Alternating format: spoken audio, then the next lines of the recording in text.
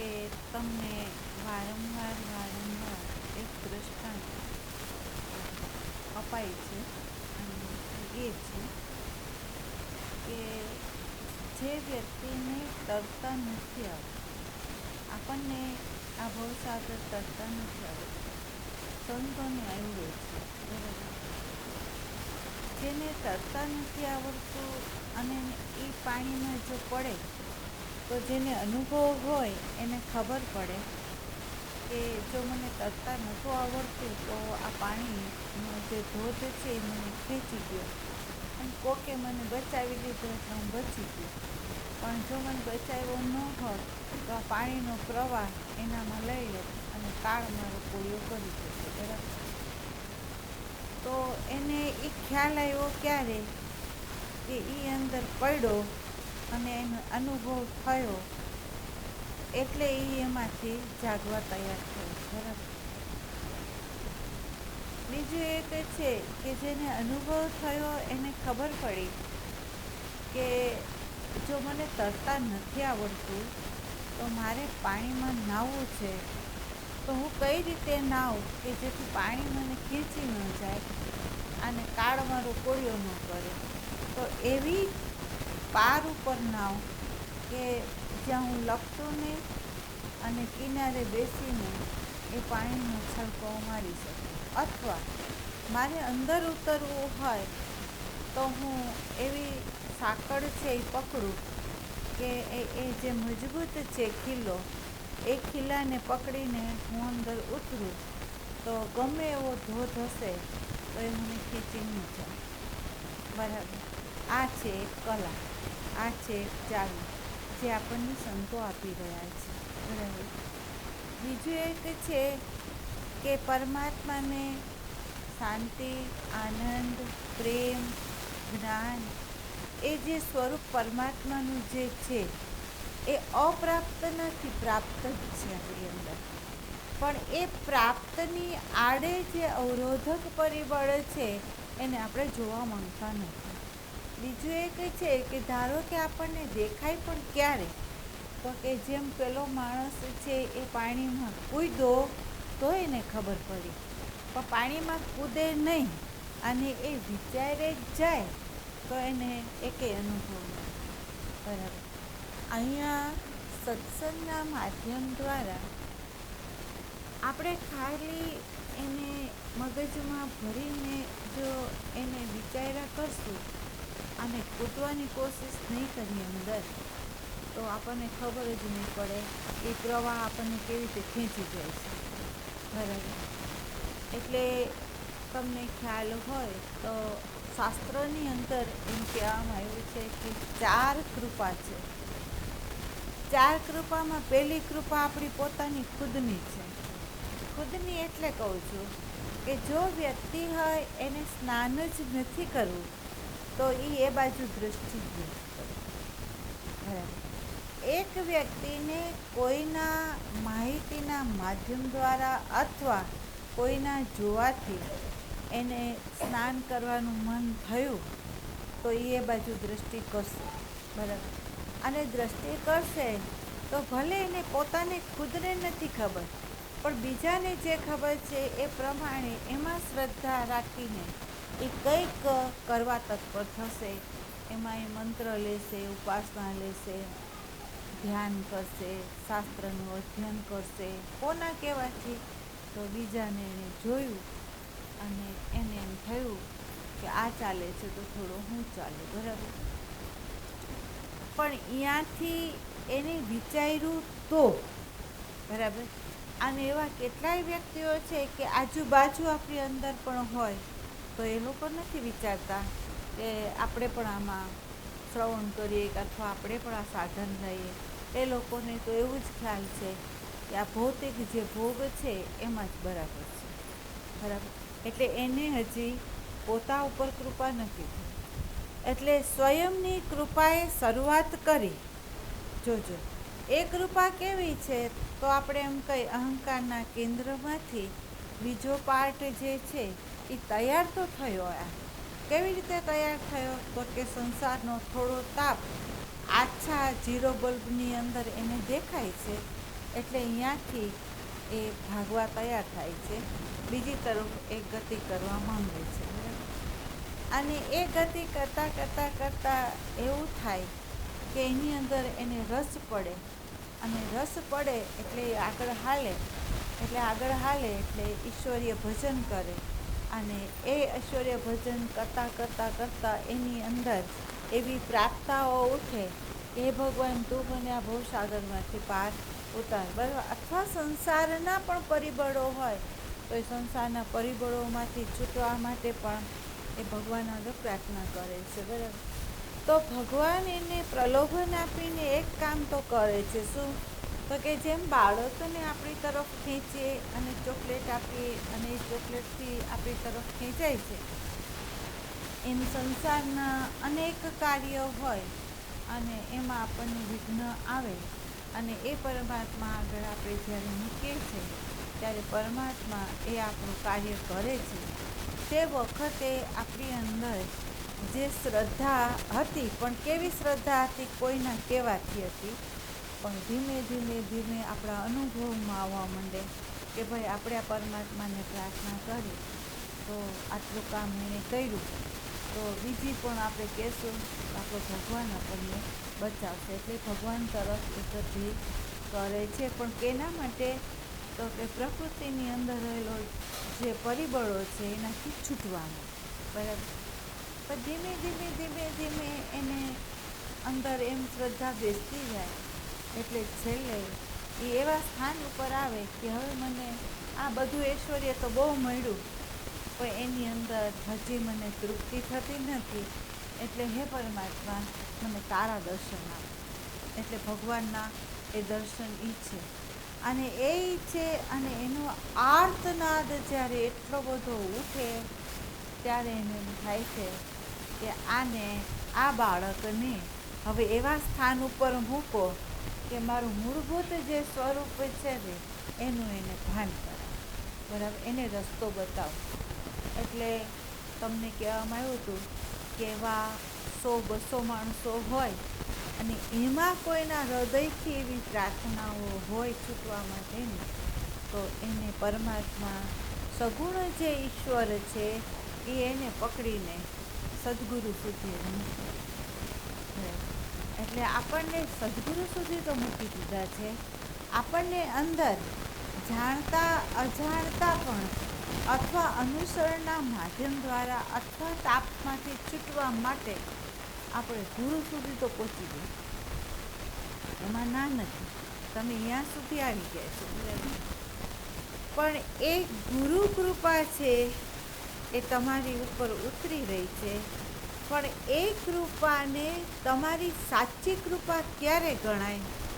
તો કે ગુરુની આગળથી આપણને જ્યારે દ્રષ્ટિ મળે અને એ દ્રષ્ટિને જો આપણે ધારણ કરીએ, અને ધારણ કરીને આપણે એ પ્રવાહી જે જલ છે, પ્રકૃતિની જે ગતિ છે, અને એ ગતિની સાથે આપણી અંદર પડેલા જે વાસનાના બીજો છે એ અંકુરો ફોડે છે, એ બધું કરે છે, એ વખતે જ્યારે આપણને એમાંથી બહાર નીકળવું હોય તો જે શાસ્ત્ર શબ્દના માધ્યમ દ્વારા આપણને દ્રષ્ટિ આપતું હોય એ શાસ્ત્ર આપણી અંદર ખુલવા જોઈએ.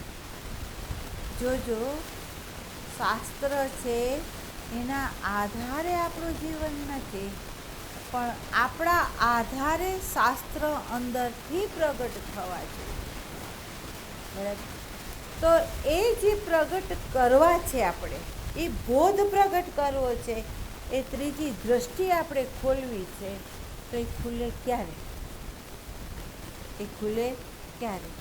તો અહીંયા જો વ્યક્તિને સ્વયંની કૃપા જો સાચી હોય, જે સ્વયંથી જ આની અંદર હાયલો હોય, અને જેણે સ્વયં દ્રષ્ટિથી જ એને તાપને જોયો હોય, અનુભવ્યો હોય, તો જ એ સંતની જે દ્રષ્ટિ છે એની ધારણ કરે અને એ અનુસાર એ ચાલવાની કોશિશ કરે, નહીંતર ન કરે.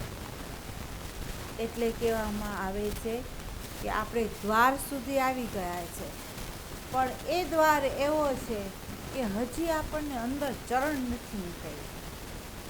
જે સાચી આપણે બાહ્યગત દૈહિક દ્રષ્ટિથી મનના આધારથી આપણે સાધના કરી રહ્યા છે, પણ સાચી જે સાધના છે એની શરૂઆત ક્યારે થાય આપણી અંદર?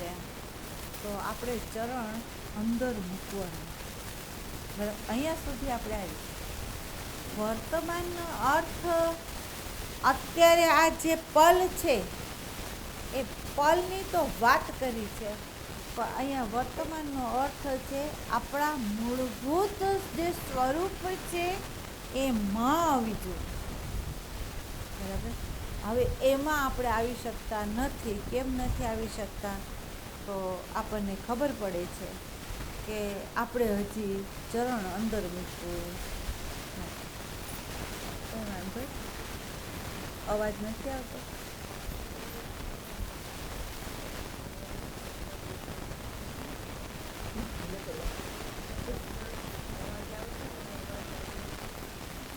પંખો બંધ કરે.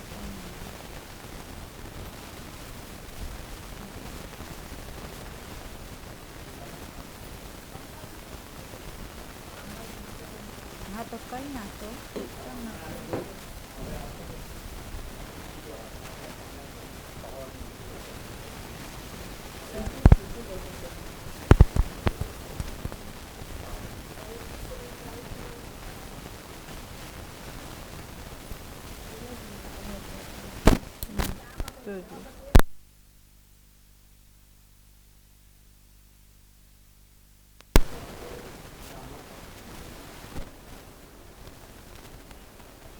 ભલે તમારા એમાં આવે પણ કેમેરામાં નહીં આવે, તો ચિંતા ના કરો. બરાબર, પછી એવું હશે તો જોઈ લો. એના આગળ જે આ છૂટું થઈ ગયું છે એને લીધે કદાચ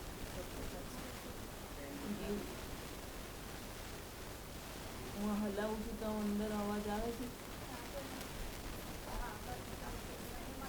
એટલે એ મારે છે. બરાબર, અત્યારે જેમ છે તેમ ચાલુ.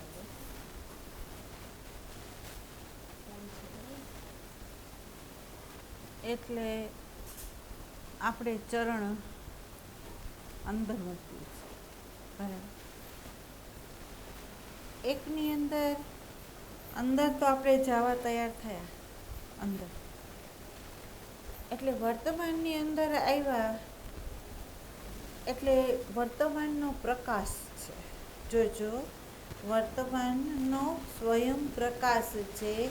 એ પ્રકાશ વૃત્તિના માધ્યમ દ્વારા ઊભો નથી કરવાનો, એ તો છે જ. જો એ ન હોય, એ પ્રકાશ જે સ્વરૂપ છે એ ન હોય, તો જાગ્રત, સ્વપ્ન અને સુષુપ્તિ છે એ પ્રકાશ આવી નહીં આપણી અંદર. બરાબર, આપણને સપનું આવ્યું, જાગૃતનો વ્યવહાર છે, ગાઢ નિંદ્રા છે, એની જાણ આપણને થઈ, એનો અર્થ થયો કે ત્યાં પ્રકાશ છે, બોધે છે. બરાબર, એ બેને પ્રાપ્ત નથી કરવાનું. પણ એ જે બોધ છે એ બોધ કેવો છે? તો કે જે વસ્તુ જેવી છે ને એવી એ જોવે છે, પણ એના પ્રત્યેનો અભિપ્રાય એ તત્વ નથી આપતો. જો ધારો કે સમજી લો કે ટ્યુબલાઇટનો પ્રકાશ છે, એ પ્રકાશ આ બધા ઉપર પડી રહ્યો છે. બરાબર, પણ ટ્યુબલાઇટ તમારા પ્રત્યેનો અભિપ્રાય એ નથી આપતો. હા, એના પ્રકાશની અંદર તમને બધું દેખાડી રહ્યું છે. બરાબર, આ આંખે એને ખાલી જોવાનું જ છે. એના પ્રત્યે આપણે અભિપ્રાય જે આપવા બેસીએ છીએ, અહીંયા મનનો પ્રવેશ થઈ ગયો.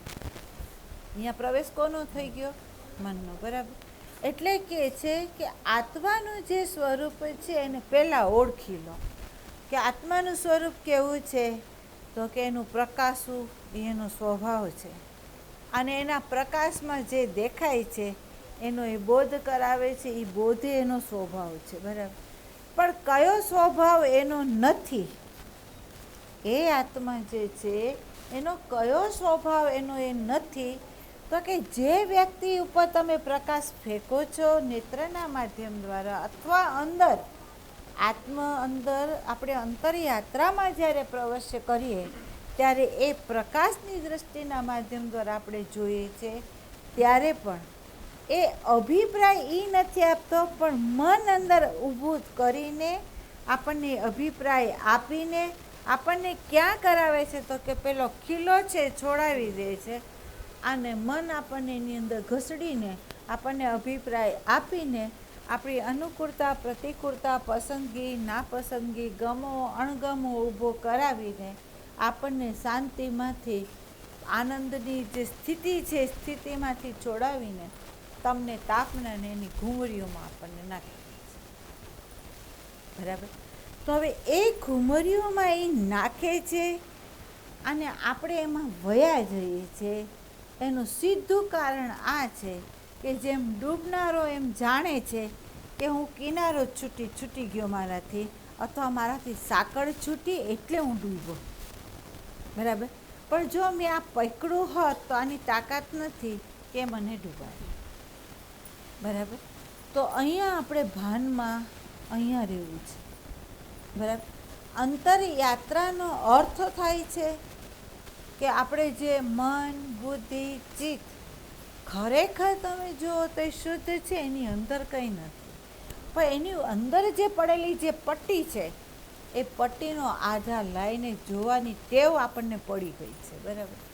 તો હવે આપણે એ જે ટેવ પડી છે સંસ્કારને માહિતીના માધ્યમ દ્વારા જોવું, સાંભળવું, સ્પર્શ કરવો, રસને ગ્રહણ કરવું, એ બધું જે છે એ આપણે સંસ્કારને માહિતી અનુસાર જ ગ્રહણ કરીએ છીએ. બરાબર.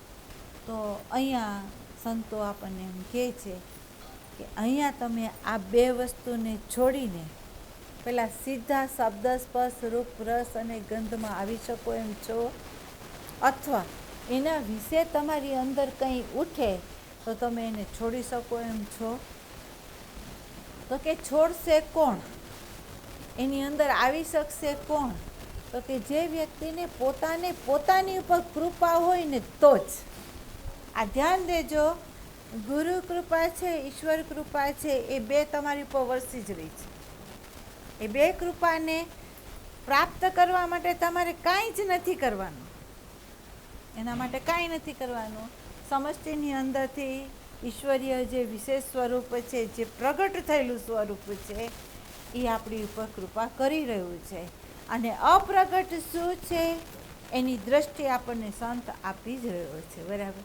હવે ફક્ત આપણે ધ્યાન ક્યાં દેવાનું છે તો કે જે દ્રષ્ટિ આપણને આપી છે એ દ્રષ્ટિ અનુસાર આપણે અંતરયાત્રા અથવા બહિરંગ યાત્રા આપણે જો કરશું તો જે શાસ્ત્ર અભિવ્યક્ત થયા છે સંતોના મુખમાંથી, એ અભિવ્યક્ત થયેલું જે પરિબળ છે એ તમારી અંદર પ્રગટ થશે.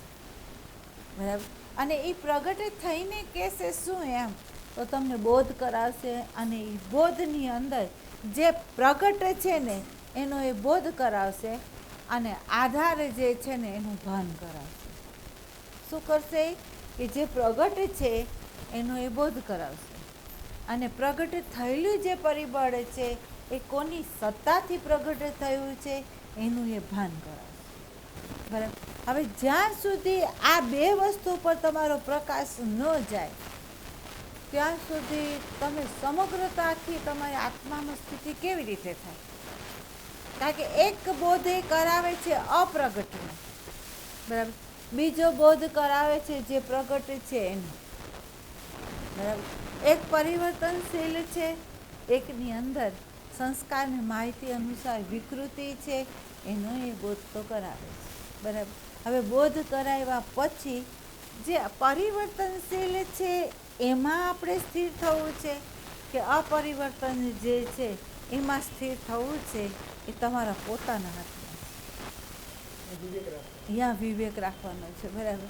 તો હવે અહીંયા જે પ્રગટ છે, તો શું પ્રગટ છે તો આપણને ખ્યાલ આવે છે મન બુદ્ધિ ચિત્ત અહંકાર જે છે એ પ્રગટ છે.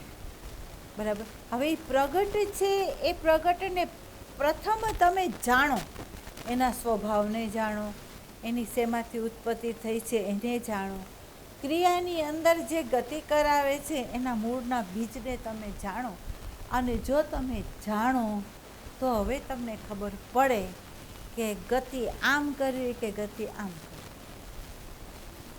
તમને ખબર ક્યારે પડે કે તમારી પોતાની દૃષ્ટિથી તમે જુઓ ને તો તમે એક વખત મનના માધ્યમ દ્વારા હાલો અને પછી જુઓ કે મન તમને શું આપે છે.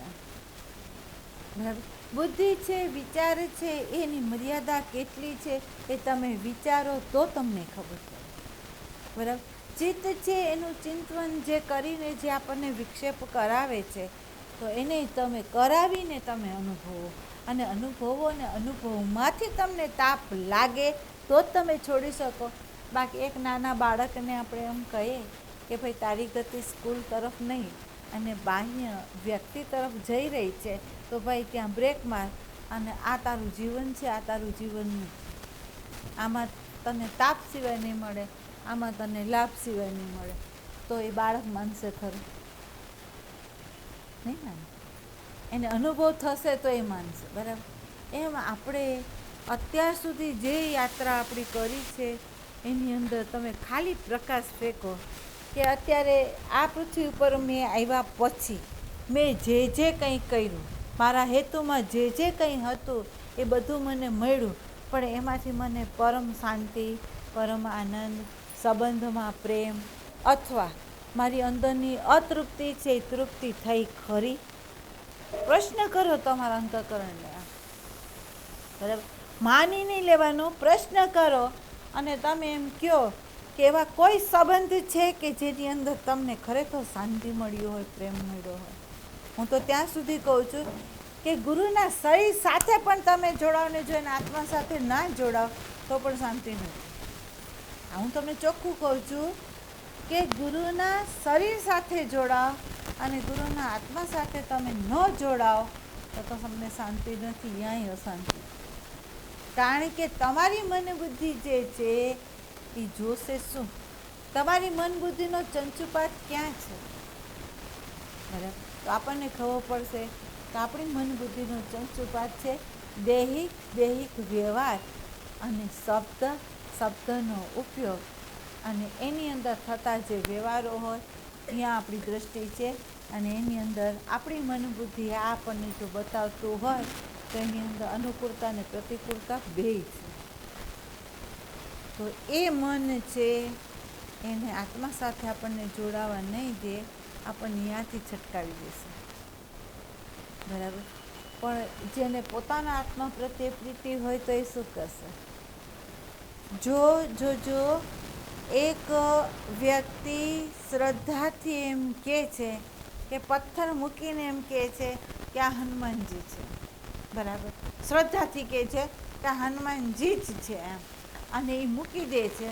અને એની ઉપર અનેક વ્યક્તિઓ શ્રદ્ધા રાખીને જ્યારે માનતા કરે છે, ફળીભૂત થાય છે, પણ ખરેખર એ હનુમાનજી હતા કે પથ્થર મૂક્યો હતો?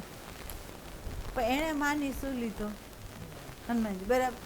જો આવી રીતે કોઈ વ્યક્તિ ભાવથી પણ મૂકીને જો એના કાર્ય થતા હોય તો તમે આંતરસ્થિતિ ઉપર ન જાઓ, ખાલી તમે એના મૂળભૂત સ્ત્રોત સુધી વયા જાઓ અને એની સાથે જોડાઈને જો તમે શ્રદ્ધા રાખી દો તો આમ જશો તો પણ અંતરયાત્રા જ થશે, આમ જશો તો પણ અંતરયાત્રા જ થશે.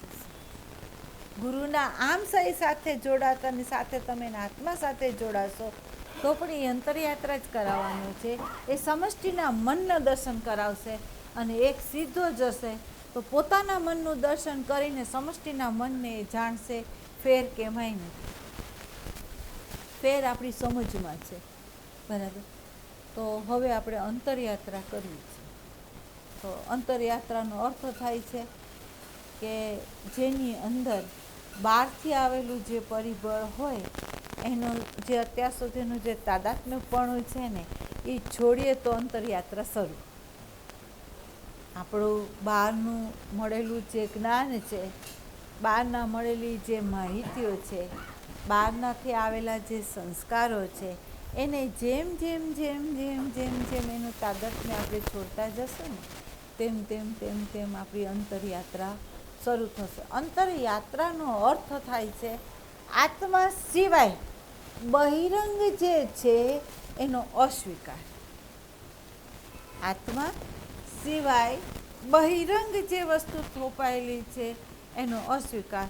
તો હવે તમે મને એમ કહો કે આપણી અંદર અથવા બહિરંગ પ્રકૃતિની અંદર પણ જોવા જાઓ, જો તમે સંસ્કાર માહિતીને અને કઈ બાહ્ય જ્ઞાત જે વસ્તુ છે એને છોડીને જુઓ તો સાગરનો તરંગને પરપોટાની અંદર જલ સિવાય કંઈ નથી. તો તમે જુઓ કે આ દેહને છોડી દો, આના ગુણધર્મોને છોડી દો અને એના સીધા આત્મા સાથે ઊભા રહી જાઓ તો પરમાત્મા સિવાય છે શું?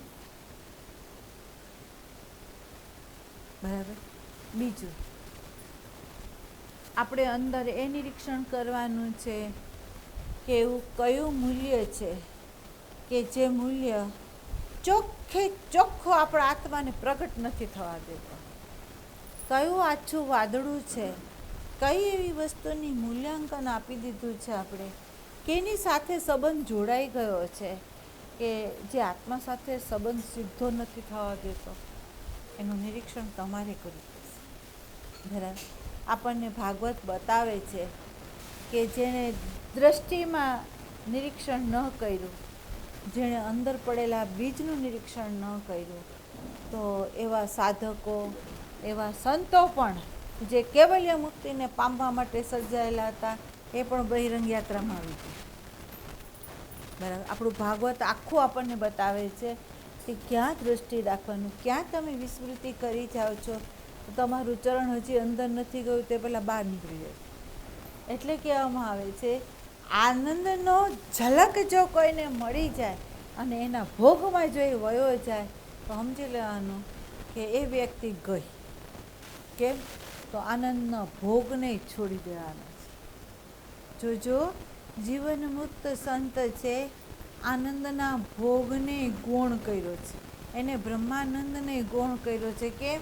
તો કે બ્રહ્માનંદનો માણનારો દેહિક ઊભો છે, બ્રહ્માનંદનો માણનારો, બ્રહ્માનંદનો ભોગનારો જે અહીંયા ઊભો છે એ ઊભો છે ત્યાં સુધી એ કેવલ્ય મુક્તિને ના પામે. બરાબર. બીજું એક છે કે એ હજી અંદર જઈ રહ્યો છે અને એની અંદર હર પલ હર ક્ષણ પ્રકૃતિના અનેક એંગલોનો બોધ થાય છે. તો એ બોધની એને ભાન છે કે બોધ જે કરનારો છે તે હું છું અને બોધ મને જે થઈ રહ્યો છે એનો અહોભાવ મારે કાંઈ કરવાનો નથી, એનું મૂલ્ય કાંઈ છે. કેમ? તો એ પોતાના પ્રકાશમાં જે વ્યર્થ થઈ જાય છે, વ્યર્થ થઈ જાય. કેમ? તો એને ખબર પડી કે જે શબ્દ છે, શબ્દનું જે વર્ણન છે એ પ્રકૃતિને અનુલક્ષીને થાય છે, પણ શબ્દાતીત છે એને શબ્દ વર્ણવી શકતો નથી. તો શબ્દ એના માટે ગૌણ થઈ જાય છે, અનુભવ એના માટે ગૌણ થઈ જાય છે. કેમ? તો કે અનુભવ હંમેશા શુદ્ધ પ્રકૃતિનો હોય, પણ એ પ્રકૃતિનો જે અનુભવ છે આત્માનો કોઈ અનુભવ નથી. સમજો આ વસ્તુને, આત્માનો કોઈ અનુભવ નથી. આત્મા ખુદ અનુભવને પ્રકાશનારો છે. આત્મા જે છે એ અનુભવને પ્રકાશનારો છે, પણ એ અનુભવમાં આવી ન શકે. એને કોણ અનુભવ કરે? જે અનુભવ થાય છે એ પ્રકૃતિમાં થાય છે, આત્માનો નહીં. કારણ કે આત્મા સ્વયંભૂ પ્રકાશરૂપ છે, આત્મા સ્વયંભૂ બોધરૂપ છે, આત્મા સ્વયં સામાન્ય આનંદ સ્વરૂપ છે, વિશેષ નહીં. વિશેષ અંતઃકરણ છે, વિશેષનો જે અનુભવ છે અંતઃકરણમાં છે અને આપણે અંતઃકરણથી અસંગ થવું છે. આપણે ક્યાં થવું છે? તો કે આ અંતઃકરણ છે, અંતઃકરણથી આપણે અસંગ થઈ જવું છે. કે તો કે અંતઃકરણની અંદર આનંદ, શાંતિ, પ્રેમને આપણે પ્રકાશી લીધો. હવે અંતઃકરણ આપણે નથી તો આપણે ઊભું ક્યાં રહેવું છે? બરાબર. જ્યાં ઊભું રહેવાનું છે ને એ સ્થાન વર્તમાન છે, જ્યાં ઊભું રહેવાનું છે ને એ સ્થાન વર્તમાન છે. એ વર્તમાન સ્થાન સુધી જવા માટે પહેલાં તો બેહોશી આપણી અહીંયા છે. આપણે કોઈ પણ કર્મ કરીએ છીએ એ કર્મની અંદર કોઈ સભાનતા નથી. કોઈ પણ કર્મ તમે જુઓ, તમે પોતે જે કરો છો ક્રિયા, ધારો કે આપણે સ્નાન કરતા હોય, આપણે દાંતણ કરતા હોય, આપણે ભોજન ગ્રહણ કરતા હોય, એમાં ક્યારે આપણે સભાન થઈ ગયું, આપણે એને માન્યું છે? તો કે નાહવા પૂરતું નાહીએ છે, ખાવા પૂરતું ખાઈએ છે, અને ચિત્ત વૃત્તિ જ્યાં ભમે છે એ એના રસ્તે છે, મન અને એના રસ્તા ઉપર છે, બુદ્ધિ એની રીતે વિચારી રહી છે, એમાં ક્યાંય આપણો કંટ્રોલ નથી. હવે જ્યાં કંટ્રોલ જ નથી થયો, તો અંતરયાત્રામાં આપણે ચાલી રહ્યા છીએ કેવી રીતે કહેશું? આપણે ચરણ મૂક્યું છે કેવી રીતે કહેશું? તો એ બતાવે છે શું? તો કે સંત કૃપા તો મળી ગઈ, તો આપણી સ્વયંની કૃપા અહીંયા જો કામ કરે તો માનજો કે તમારી સ્વયંની કૃપા સાચી છે, નહીં તો અનુસરીને હાલી રહી છે. બરાબર. ધારો કે તમને ખ્યાલ હોય, એક બાળકનો બુદ્ધિ બહુ તેજ હોય અને બાપ એમ કે ડૉક્ટર થઈ જાય, તો ડૉક્ટર થઈ જાય. એની નાને એના કહેવાથી ડૉક્ટર થઈ જાય. એને પૈસાનું મૂલ્ય આપ્યું હોય તો પૈસા એ કમાઈ લે. તો બાળકને એમ પૂછીએ કે તારી ઈચ્છા કરીએ, તો એ શું કહેશે? પિતાની ઈચ્છા. કોની ઈચ્છા છે? પિતાની ઈચ્છા. એમ અહીંયા આપણે એમ કહીએ કે આપણે જે હાયલા છે, અધ્યાત્મ તરફ ગતિ કરવા માંગીએ છીએ, એમાં ખરેખર એની પાછળનું પરિબળ કયું છે કે જે તમને આમાં ધક્કો મારી રહ્યું છે? ભાગતા તો નથી ને. આપણો પ્રારબ્ધ જે છે, એને જે ભોગાયતન આવે છે એનાથી આપણે ભાગતા તો નથી ને. ખરેખર આપણને કોઈનું અનુસરણ તો નથી ને, કોઈની સરખામણી તો નથી ને, ખરેખર કોઈ મહાન થવાની કોઈ ઈચ્છા તો નથી ને, કોઈ ગાદીનો વારસ બનવા માટેની અંદર પેલી નથી ને, બાહ્ય પૂજાવાની કોઈ ભાવનાઓ નથી ને, બાહ્ય વિકાસ કરીને ભેગું કરવાની પણ ઈચ્છા નથી ને. તો આ બધું આપણે નિરીક્ષણ કરવું પડે કે આપણે અધ્યાત્મમાં હાયલા છે, એમાં બનવા માટે હાયલા છે કે જે બની બેઠા છે એને છોડવા માટે હાયલા છે? કયો તમે. બીજું એક, આમાં ઘણા બાળકો ગુરુ પૂર્ણિમામાં આવ્યા હતા, બરાબર. એમાં તમે જો કેસેટ તો બધા લઈ ગયા છો ને, કેસેટને જોજો. કેસેટની અંદર બે વસ્તુ સ્પષ્ટ દેખાડી છે, બે વસ્તુ સ્પષ્ટ છે. સાધન નિષ્ક્રિય છે, જોજો. સાધન પૂરેપૂરું નિષ્ક્રિય છે, અશક્તિમાન છે, બરાબર. અંદર મન, બુદ્ધિ, ચિત્ત, અહંકાર સાવ નિષ્ક્રિય થઈ ગયું છે. એની અંદર કંઈ ઉઠતું નથી, એની અંદર કંઈ ઉઠતું નથી. એ સાધન નિમિત્ત બનીને બેઠું છે ત્યાં ખાલી. કેવું બેઠું છે? તો સાવ નિષ્ક્રિય થઈને બેઠું છે, બરાબર. એમાં કઈ એનર્જીએ અનંત રૂપે કામ કરીને કાર્ય કર્યું એ તમને એમાં દેખાશે. એમાં તમને એ દેખાશે કે કઈ એનર્જી એવી છે કે જે કોન્શિયસ એનર્જી માઇકને અંદર માધ્યમ બનીને વહીને કાર્ય કર્યું. એ જો તમે સ્પષ્ટ અંદર નિરીક્ષણ કરી દો તો તમને પોતાને ખબર પડશે કે તમે કરનાર કોણ, તમે વચ્ચે કરનાર કોણ છો. એમ જે કરનાર ઊભો થાય છે એ અહંકાર છે, અને જે અહંકાર જ્યારે નિષ્ક્રિય થાય છે ત્યારે એ વ્યાપક જે છે ચૈતન્યની જે કોન્શિયસ એનર્જી છે એ બધાની અંદર પ્રવેશ કરીને કામ કરે છે ને કરે છે. એ છૂટી પડીને બોલી છે કે કામ કરનાર હું છું, આ નથી. બરાબર. જે સંતોને આ ખબર પડી એનો અહંકાર રહે જ નહીં, એ કંઈ બને જ નહીં. એને ખબર છે કે આ કંઈ છે જ નહીં, આ તો સાધન માધ્યમ છે ખાલી, બરાબર. રમનારું પરિબળ એક જુદું છે કે જે પ્રકાશ પણ આપે છે, બોધ પણ કરાવે છે, અને સાથે સાથે તમારી અંદર એક એવી કૃપા કરી દે છે કે જે કૃપાની અંદર આપણને જ્ઞાન થઈ જાય છે કે અહીંયા આપણી દૃષ્ટિ અહીંયા આપણી અંદર રહેલા જે પરિબળો છે, જ્યાં કોઈ સાધન નથી અને છતાં નીકળી રહ્યું છે. જો ઓબ્ઝર્વેશન તમે કર્યું હોય તો તમારી અંદરથી ઉઠતા ભાવો હોય, તમારી અંદર ઉઠતા વિચારો હોય, તમારી અંદર ચિત્તની જે અવસ્થાઓ હોય અને તમારો અહંકાર જે રીતે સક્રિય અથવા નિષ્ક્રિય હોય એના પ્રકાશમાં તમને દેખાઈ જાય છે. જો તમે ઓબ્ઝર્વેશન કર્યું હોય તો તમને ખબર પડે કે આત્મા વર્તમાનમાં જ છે. આત્મા વર્તમાનમાં છે. મનને વર્તમાનમાં લાવવા માટેનો અર્થ થાય છે કે જો એ સંસ્કારની સ્મૃતિ સાથે થાય તો એ વિભાજન કરે છે, અને સંસ્કારની સ્મૃતિને એ છોડી દે છે ને તો એની અંદર વિભાજન રહેતું જ નથી. વ્યષ્ટિને સમષ્ટિ એક થઈ જાય છે. બરાબર. મનનો આધાર જ ખોટો છે. મનનો આધાર ખોટો છે. કેમ? તો કે કયા મનનો આધાર ખોટો છે? તો કે સંસ્કારની માહિતીવાળો જે મન છે ને એનો આધાર ખોટો છે.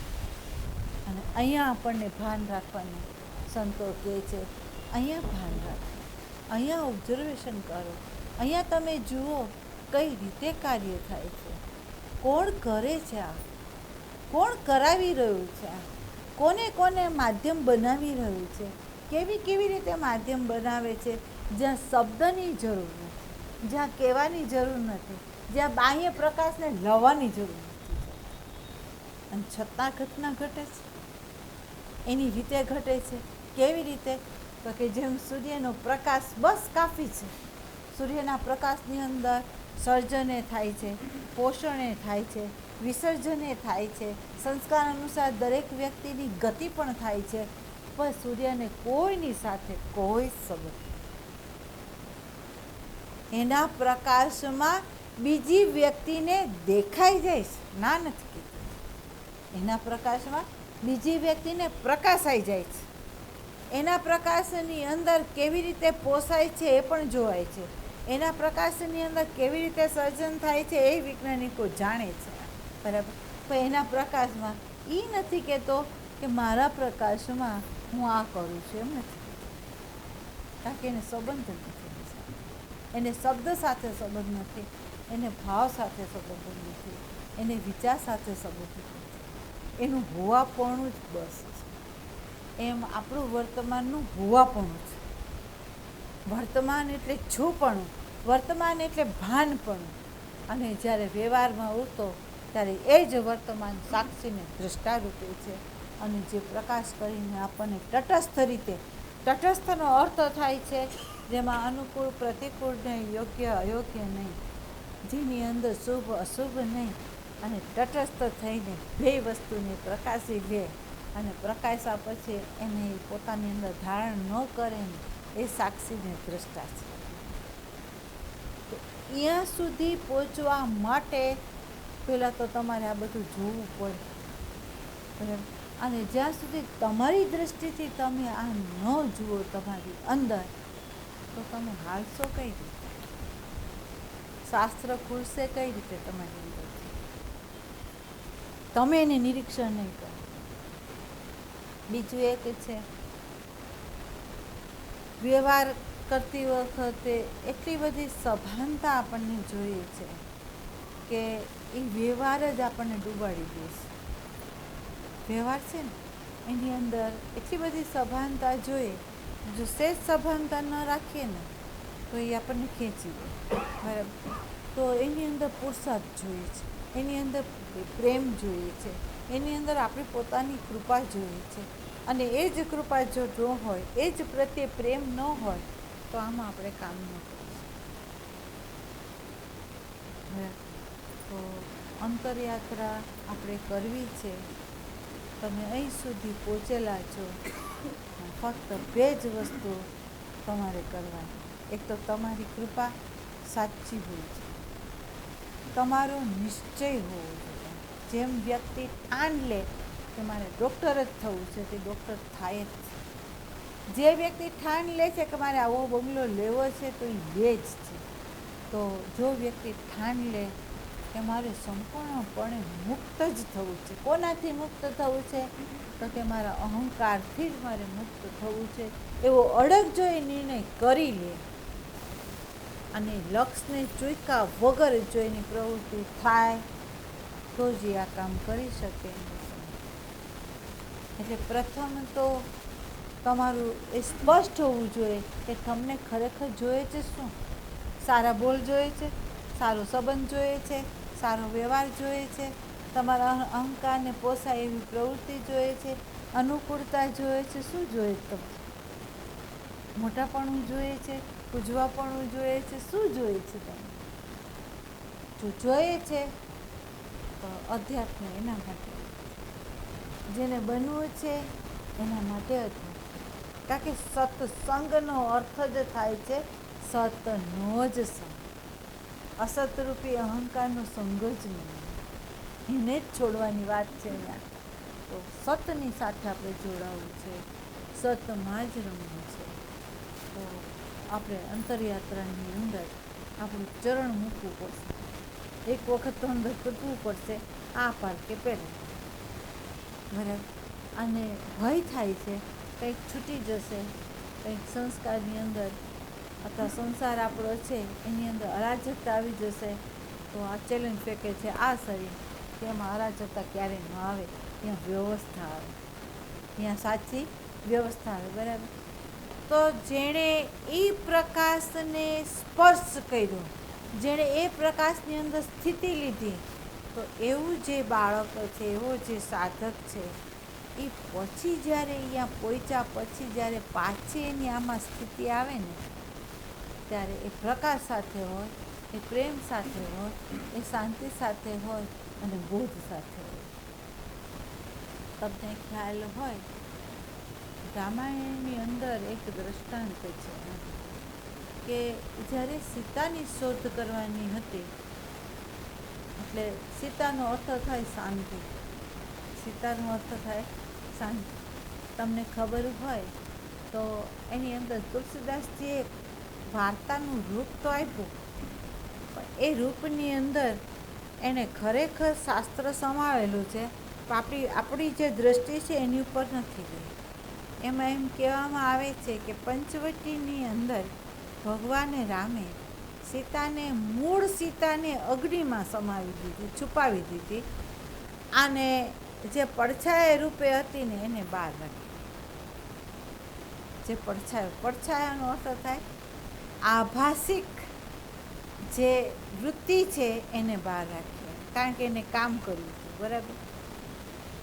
તો આભાસિક જે વૃત્તિ છે એને રાવણે હરી છે, પેલી અગ્નિમાં છુપાયેલી સીતાને નથી હરી. જોજો, રામનું જ્ઞાન એમનેમ જ છે, રામનું જ્ઞાન એમનેમ જ છે, પણ વ્યવહારિક જે વ્યવસ્થા છે, વ્યવહારિક એનો જે રોલ છે, એ રોલ આભાસિક વૃત્તિથી એને ભજવો.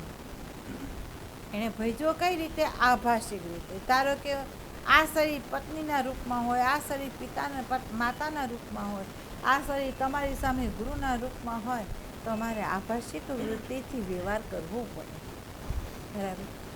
તો તમારી જોડે હું પ્રેમથી વ્યવહાર કરું, તમારી જોડે આદાન પ્રદાન કરું, એની અંદર મારી જ્ઞાનમાં છુપાયેલી જે વૃત્તિ છે, એ વૃત્તિ ભલે હું છુપાવીને રાખું, સામાન્ય સ્વરૂપે વ્યવહાર કરું, પણ પેલી જે છે એને હું છોડતી નથી, એને મેં છુપાવી છે. આની જોડે આનો માધ્યમ લઈને વ્યવહાર કરું છું એમ. અને વ્યવહાર જે રીતે કરવો ઘટે એ રીતે જ કરું છું, કે જેની અંદર એવું ના થાય. કારણ કે પહેલી વૃત્તિ છે અસંગ છે, પહેલી વૃત્તિ છે અગ્નિનું સ્વરૂપ છે, પહેલી વૃત્તિ છે બોધનું સ્વરૂપ છે, તો એ નિષ્ક્રિય થઈ જાય. પણ એ નિષ્ક્રિયતા લાવવા માટેનો જે વ્યવહાર છે, એ વ્યવહારની અંદર બતાવવામાં આવે કે નિષ્ક્રિય કેમ થવાય, આ બધું છોડો તો થવાય, ન છોડો તો ન થવાય. એ બતાવવા માટે એને આભાસિક વૃત્તિની આધારે લઈ એ વ્યવહાર કરતું હોય છે. બરાબર. તો એ રાવણ હરી ગયો, અને ત્યાંથી એની ખબર આપવા માટે લોકોને મોકલવામાં આવ્યા. ત્યારે વાનર સેના બધી ગઈ. એમાં તમને ખ્યાલ હોય તો સાગર છે વચ્ચે. જોજો, એમ સાધકને શાંતિ રૂપી વૃત્તિને જગાડવા માટે, વિશેષ રૂપે જ્ઞાનને પ્રગટ કરવા માટે, વિશેષ રૂપે આનંદને પ્રગટ કરવા માટે વિશેષ રૂપે બોધને પ્રગટ કરવા માટે આ સંસારરૂપી સાગર વચ્ચે પડેલું છે. બરાબર, એને આ કિનારેથી પેલે કિનારે જવાનું છે.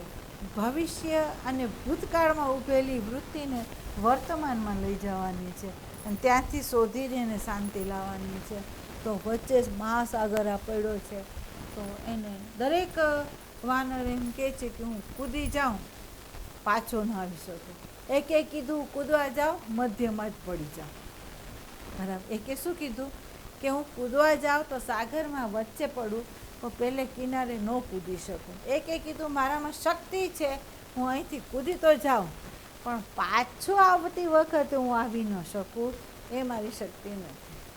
બરાબર, વિચાર કરો એવા કંઈક સાધકો છે એ આમાં અધ્યાત્મમાં જવા માટે કૂદ્યા, મધ્યમાં પડી ગયા. જેમ અત્યારે તમને કીધું ભાગવત બતાવે છે. બરાબર, તો મધ્યમાં પડી ગયા.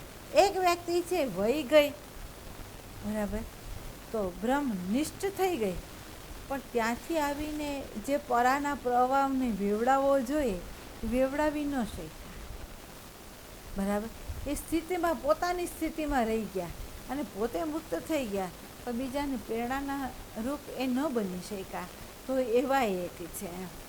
પણ વયા ગયા પછી એ વ્યવહારની સાથે પ્રેમમાં વયા હોય, શાંતિને પ્રદાન કરી હોય, બોધને પ્રદાન કર્યો હોય, અને એવી રીતે ઓતપ્રોત થઈને વિભાજન વગર જે વયા હોય સંતો, એને જીવન મુક્ત સંત બ્રહ્મનિષ્ઠને ક્ષત્રિય જે કહેવામાં આવે છે, એની અંદર શાસ્ત્ર ખુલ્યા છે. બરાબર, તો આવી જે સ્થિતિ છે એ કોણ કરી શકે? તો એમ કહેવામાં આવ્યું કે હનુમાનજી જે હતા, એણે જ્યારે એના સ્વરૂપની શક્તિનું ભાન કરાયું, ત્યારે એણે કીધું કે હું કૂદી પણ જઈશ અને સમાચાર લાવીને પાછો અહીંયા આવી પણ શકીશ. બરાબર, તો કે જે બ્રહ્મમાં જેનું અખંડ વિચરણ છે. જોજો, બ્રહ્મચાર્યનો અર્થ થાય છે કે જેની વૃત્તિ બ્રહ્મમાં અખંડ વિચરી રહી છે, એ સાચો બ્રહ્મચારી છે. એની અંદર આ શક્તિ છે કે સુરતાનો ખીલ્લો એ છોડતો નથી અને વ્યવહારમાં ઉતરે. બરાબર, એ ખીલ્લો છોડ્યા વગર જ્યારે વ્યવહારમાં ઉતરો ને, સાગર શું છે, સાગરની ઊંડાઈ શું છે, સાગરની પેલે પાર શું છે, એ જાણી શકે. સામાન્ય સાધકને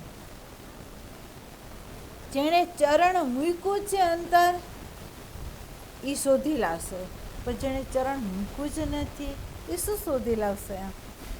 બરાબર, તો એ જઈને લઈ અને એમ કહે છે કે એને લંકાને બાળી.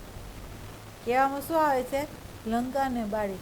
તો લંકાને બાળીનો અર્થ થાય છે કે જેણે સુરતા છોડ્યા વગર એ જે કૂદવાની શરૂઆત કરે છે અને શાંતિની શોધમાં, આનંદની શોધમાં, પ્રેમની શોધમાં એ જવા મથ્યો, તો પોતાની અંદર રહેલી કામરૂપી જે વૃત્તિઓ છે, ઈચ્છારૂપી જે વૃત્તિઓ છે, એને એ જ વૃત્તિ બાળી શકે, બીજો નહીં, જે સુરતામાં રહીને હાલી છે.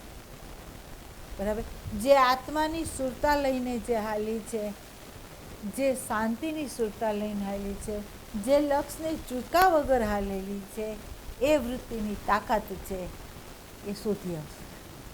બરાબર, એ આડે આવતા આવરણને હટાવશે, એ લંકાને જલાવશે. આપણી અંદર પડેલી કામરૂપી જે લંકાઓ છે ને, એને અનેક ઈચ્છાઓને સામે ઝાડ પાથરી દીધી છે આપણી સામે.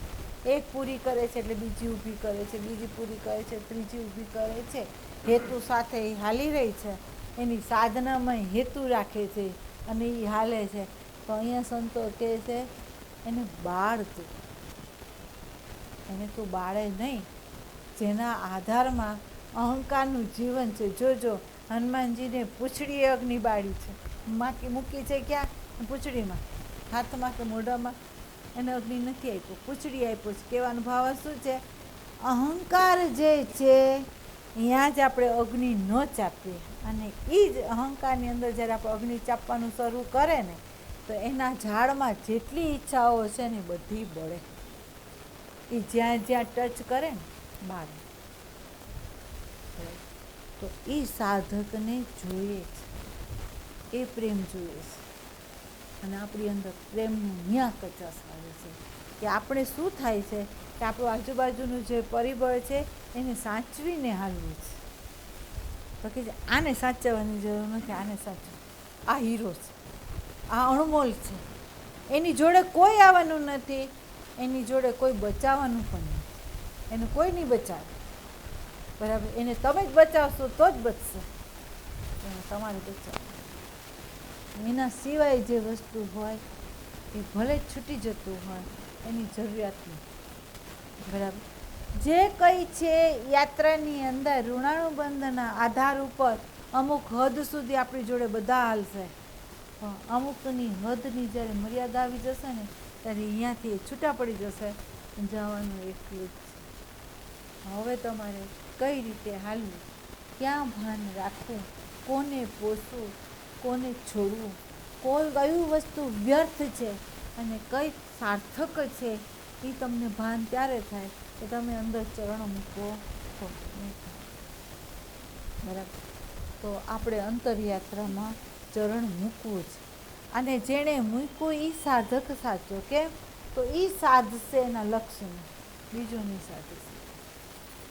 બરાબર, એટલે અહીંયા આપણે કંઈ બનવું નથી, જે બન્યા છે એમાંથી આપણે વિરમવું છે. તો આખું જે બતાવવામાં અહીંયા આવે છે કે એકાટોલે હોય, કોઈ પણ જીવન પ્રસંગો હોય, ચાહે પૂર્વના હોય, પશ્ચિમના હોય, અનંત વિશ્વના હોય, એનો પ્રકાશ આટલો જ છે, આટલો જ પ્રકાશ આપવા માંગે છે અહીંયા. જે પ્રાપ્ત છે એના માટેની દોટ ન કરો. બરાબર, પણ જે નથી પ્રાપ્ત ને એને પ્રાપ્ત કરવાનું નથી. કેમ? તો એ કામનું નથી, એ આપણને કામનું નથી, કારણ કે એ આપણો વિષય નથી. અને છતાં ન સમજાણું હોય તો તમે મને કહી શકો છો. આમ છે ને, ખુલ્લા પડજો.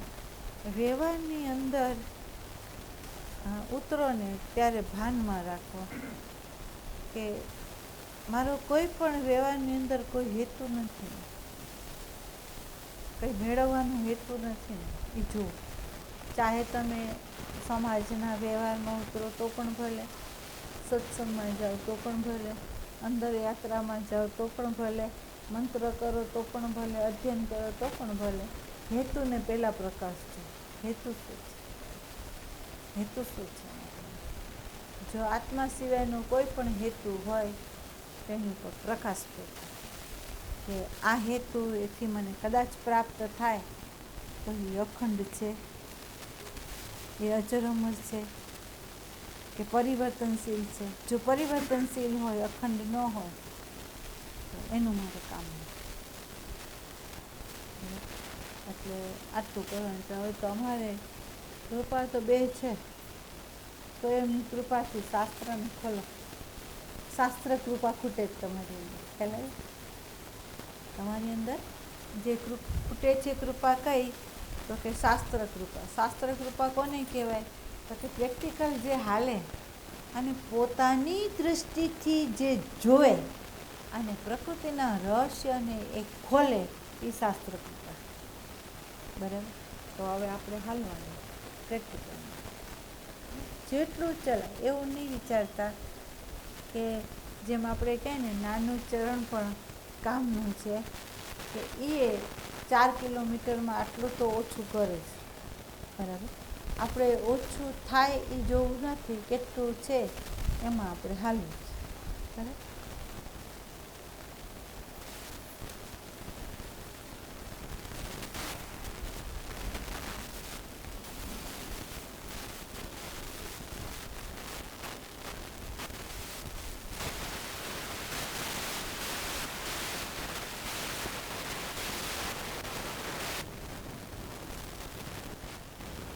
એક સાધકને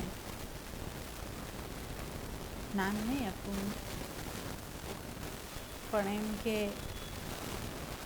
જે સાધકને ગુરુ ઈચ્છા હોય એટલે એક શરીરના માધ્યમ દ્વારા આપણને બોધ આપવામાં આવે. અને એક સાધક એવા સ્થાનમાં બેઠું હોય કે જ્યાં સંતનું અસ્તિત્વ ત્યાં ન હોય, પણ સંતનું મૂળભૂત સ્વરૂપ વ્યાપક છે, બોધરૂપ છે અને પ્રકાશરૂપ છે. સાચો સાધક હોય ત્યાં એ પ્રગટ થઈને પણ બોધ આપી શકે છે. આ ગુરુની શક્તિ છે, ગુરુની આ શક્તિ છે. બરાબર. એવા સાધકને પ્રગટ થઈને ધ્વનિના રૂપની અંદર એને એવો બોધ આપવામાં આવ્યો કે ઘણા સાધકો હોય એને એવું હોય કે એકાંતમાં જવું છે, આવી રીતે બધું છોડી દેવું છે, આમાં કંઈ છે નહીં. તો એની અંદર જ્યાં સાધકને પૂરી દૃષ્ટિ ન મળી હોય તો આ પ્રકારની એક ઝંખના હોય અંદર, અને એને પીડા દેતું હોય એ વસ્તુ. એ આમે ન માણી શકતું હોય, એ આમે રસ ન લઈ શકતું હોય, એવી એક સાધકની સ્થિતિ બનતી હોય. તો એની સાચી સ્થિતિ છે, સાચી પીડા છે એને. તો પ્રગટ પરમાત્મા ગમે ત્યાંથી જાય, એને કોઈ દેશ કાળ વસ્તુ નથી. એટલે એને પ્રગટ થઈને એમ કહેવામાં આવ્યું કે તારે એકાંત જોયું છે ને, તો તને એકાંત આપવા. અને એને સૂક્ષ્મ દેહ એકાંતની એક જગામાં લઈ જવામાં આવ્યું. ત્યાં બેસાડવાનું કે 10 મિનિટ તું અહીંયા બેસજે, હું આવું છું. અને 10 મિનિટ એ વ્યક્તિ ત્યાં બેઠી અને પછી પાછું એ પરિબળ આવ્યું. એને પૂછવામાં આવ્યું કે તને એકાંત આપ્યો તો તે શું જોયું, અંદર તે શું કર્યું 10 મિનિટમાં. એટલે એણે સ્પષ્ટ કીધું કે આ જંગલની અંદર બધી જે વસ્તુઓ છે એને મારી બુદ્ધિએ કીધું અહીંયા આમ થઈને આમ હોત તો, અહીંયા આમ નહીં ને આમ હોત તો. એ કે એવો મને અંદરથી વિચારો ઉઠ્યા કર્યું કે આમ નહીં ને આમ હોય તો આમ ન હોય તો આમ હોય તો એમ. આ વસ્તુ આમ ગોઠવાઈ હોય, ઈશ્વરે આ કેમ ન કર્યું, આ કરવું જોઈએ ને એમ. તો એ બધું અંદર ઉઠ્યું. એટલે એ પરિબળે એને હલબલાવી કાઢી અને એને કીધું કે જોયું ને તે આ જ જોયું. બહારનું પરિબળ કે આ કર્યું ને આમ ન હોવું જોઈએ, આ કર્યું તો આમ ન હોવું જોઈએ, આમ હોવું જોઈએ, આમ હોવું જોઈએ, એ જ તે જોયું એમ. અંદરનું તે કાંઈ ન જોયું એમ. કે તારા મનના તાંડવને તો તું જો એ કેવી રીતે કામ કરે છે. એટલે કેટલી વારમાં એ જે હતું એ પરિબળે તાંડવ નૃત્ય કર્યું, અને એ નૃત્યની અંદર મેં જોયું તો કેટલી જગાએ અગ્નિ હતી, કેટલી જગાએ વાવાઝોડા હતા, કેટલી જગાએ એના પગથી નીચે કંઈક વ્યક્તિઓ કચરાઈ રહી હતી, એટલે હિંસા થઈ રહી હતી. આવું બધું પરિબળ મેં જોયું એટલે હું ગભરાઈ ગઈ અને મેં કીધું કે બાપરે આવું મને ન બતાવો એમ. તો કે આ જે તું સમષ્ટિનું તાંડવ જોશ ને, એ તારું મનનું તાંડવ અંદર જો.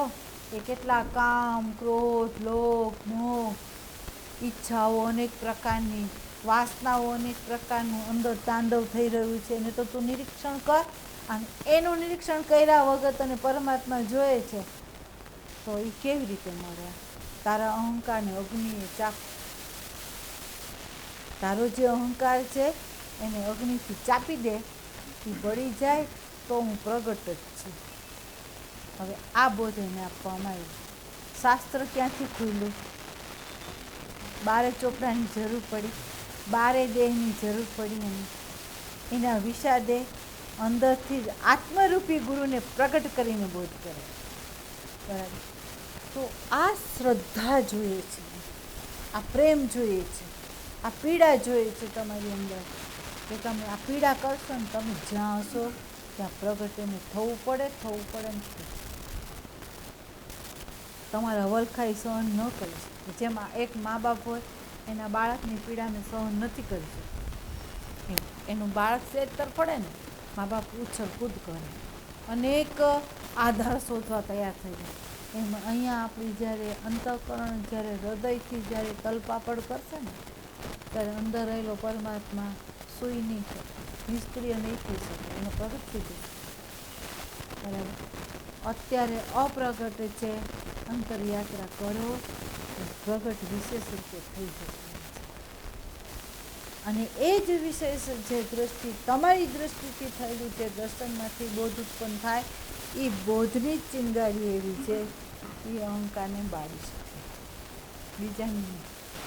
આપણી સ્વયંની ચિનગારી જોઈએ છે, એટલે સ્વયંનો પ્રેમ જોઈએ છે, બરાબર. અને એ પ્રેમ આપણી અંદર પ્રગટાવવાનો, પ્રેમથી આપણે આગળ. આપણી પાસે એક વસ્તુ સમજી લેવાની, આપણી 100 વર્ષની આયુષ છે તો ક્યારે નહોતું કરવું, આ જ છે. આ શ્વાસા છે મારી પાસે, બીજા શ્વાસા છે કે નહીં મને નથી ખબર, કોઈને ખબર નહીં, ક્યારે છૂટી જશે ખબર નહીં, બરાબર. તો અત્યારની પલમાં શ્રદ્ધા વિશ્વાસ સાથે આવે, પ્રેક્ટિકલમાં હાલો તો તમને બધું સમજાશે કે અવરોધક પરિબળ વર્તમાનની આડે શું શું છે. બુદ્ધિથી ને દ્રષ્ટિથી જોવાનું, બસ સ્વયંની દ્રષ્ટિ.